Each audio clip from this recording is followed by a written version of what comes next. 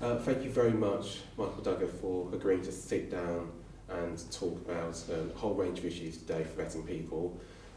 Firstly, whilst obviously you've got a really important position in the industry, not many people might know that much about you, and I'm interested.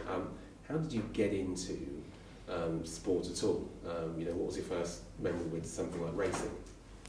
Well, I grew up in Doncaster in South Yorkshire, from which a working town, famous for the railways. My dad was a railwayman, famous also for the collieries. I grew up in a pit village just outside of Doncaster, where some of my family had worked, but also famous, I think, for Doncaster Racecourse, having the oldest classic race in the St Leger. And so every day when I went to school on the bus to secondary school, we'd go past the races, and often if there was a race meeting on, the bus would have to stop as they'd let the jockeys and the horses go across the road. So the racecourse really was part of the kind of physical backdrop to my growing up, and it is a proud racing town, and race week, Leger week is something that the whole town looked forward to, and it's, I think from that moment on I got an affection particularly with that sport.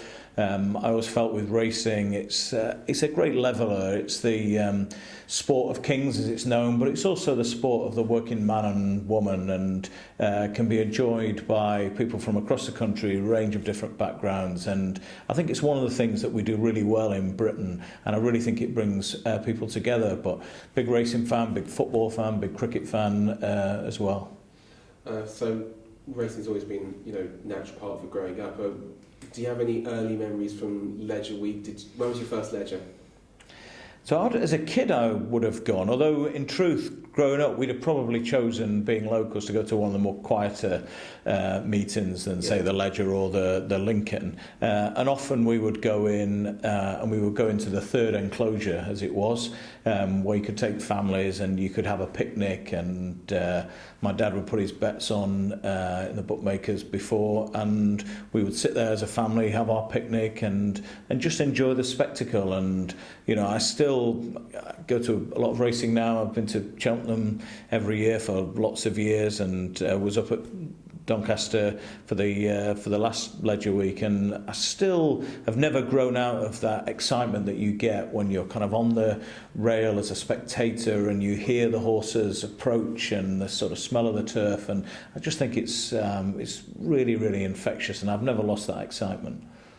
I'm sure it's not all of our viewers will agree with. So you've come here via the route of politics.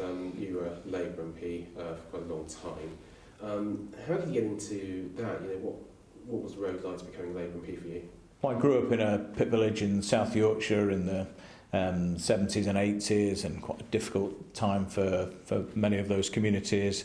And although my parents were not party activists or party members even, they instilled in me certain principles and beliefs.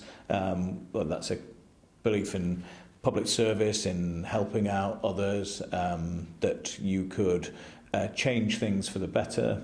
And I recognise they're not exclusive values to the Labour Party. I know lots of people in public service who hold those values from different political perspectives, but I think those values, growing up in that working class community, also growing up in a Catholic house, I think that Christianity was as much an important backdrop for my growing up as my socialism as a teenager. And I joined the Labour Party when I was 15.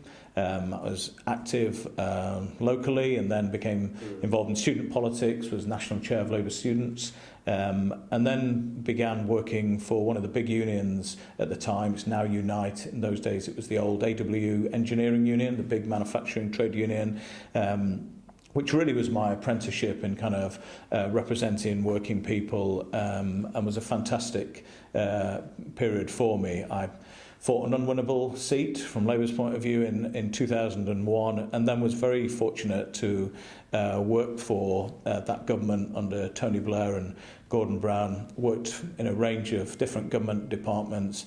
Felt that when you're in government, you can take decisions, you can make things happen, you can make a difference, and that's what it's all about. And I enjoyed the 8 years that I did that enormously, and was very lucky in the end to be chief spokesman to the Prime Minister under Gordon Brown. So I had a kind of ringside seat of some of the big events of the time, really. I then was selected to fight the constituency for the Labour Party in Barnsley East, and that really felt like going home, because this was a community only a few short miles from where I'd grown up in South Yorkshire, very, very similar to the people I'd grown up in, just down the road.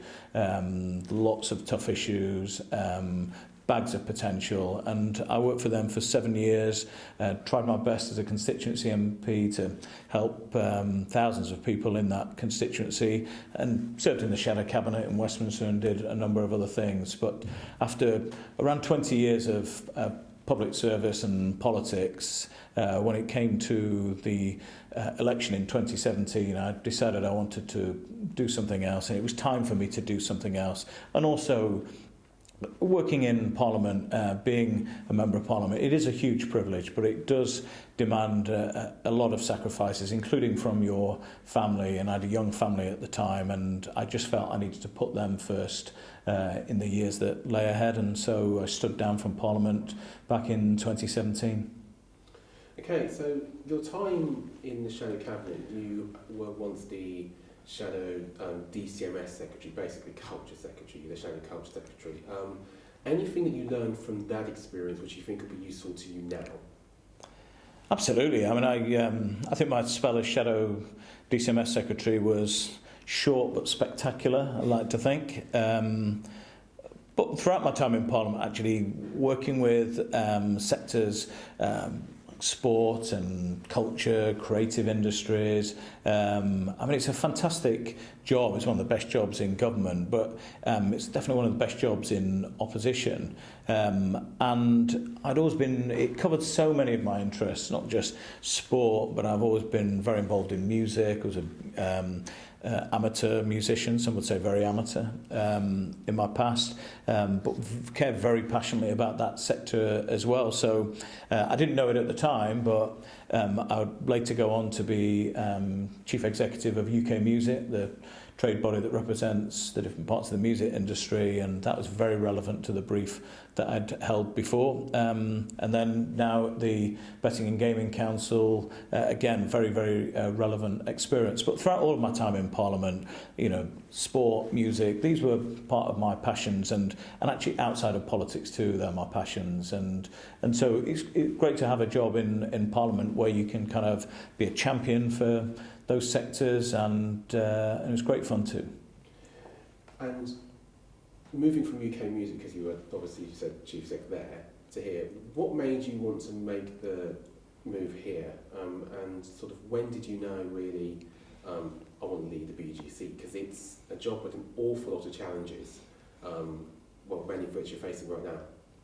So I did 3 years as CEO at UK Music. I felt I'd achieved what I went there to do, really, which is they wanted someone to kind of take UK Music to a different level. They were very kind when I left in saying that they thought I had achieved that in terms of extending their reach and their profile. And we fought some great campaigns to help music creators, and they've got tough issues now. But that was a fantastic role for those 3 years. What attracted me to the role at the Betting and Gaming Council was this is a brand new body that was only set up in November 2019. So I'd be coming in as CEO very much at the beginning in the life of this organisation. And you're right to say there are some serious challenges for the industry, but that was also part of the attraction as well. I felt that it was an opportunity to build something, to shape something, but ultimately to change something as well. Because in the Betting and Gaming Council, talking to all the different parts of the industry, and it's a fantastic industry. BGC members employ over 70,000 people. I think they're people who deserve good representation, and I hope I give that to them. But someone to stand up for the industry, but also really, really importantly, that we are a standards body. The BGC is a standards body committed to driving big changes across the industry. And although that's a big challenge, it's also a big source of excitement, because I think we are going to make some big changes in the coming months. What are those big changes in particular to you? Well, I think we need to bring the industry together. That's the first thing. So BGC represent quite diverse membership, really, some very, very big listed companies, independent companies, family companies, and different sectors as well, from casinos that are integral to our leisure and entertainment and hospitality industry, tourism industries, to your traditional betting shops on the high street, many of them family owned for generations, provide employment for tens of thousands of people, and for many millions of people add to their enjoyment of sport. You know, betting is something that millions of people do. If you exclude the National Lottery, more than 20 million people like an occasional bet. If you include the National Lottery, it's nearly 30 million. So millions of people enjoy an occasional flutter. It's something that's part of their leisure, part of their culture, part of their enjoyment of sport. I recognise there are millions of people who don't, and that's okay too. So we've got the betting shops, and of course also you've seen the growth of online businesses as well, just like everywhere else in the world as well, and that's brought with it some exciting opportunities, but also some challenges as well. And one of the attractions of doing this job was to be able to work with government and bring the sector together to say, look, what are the things that we can change and do better going forward, and that's something that we're hard at it at the moment at the BGC. Last question in part one. But you said that you'd taken UK music to a different place. Where do you want to take the BGC, and what will you be happy with having achieved in, let's say, 3 years?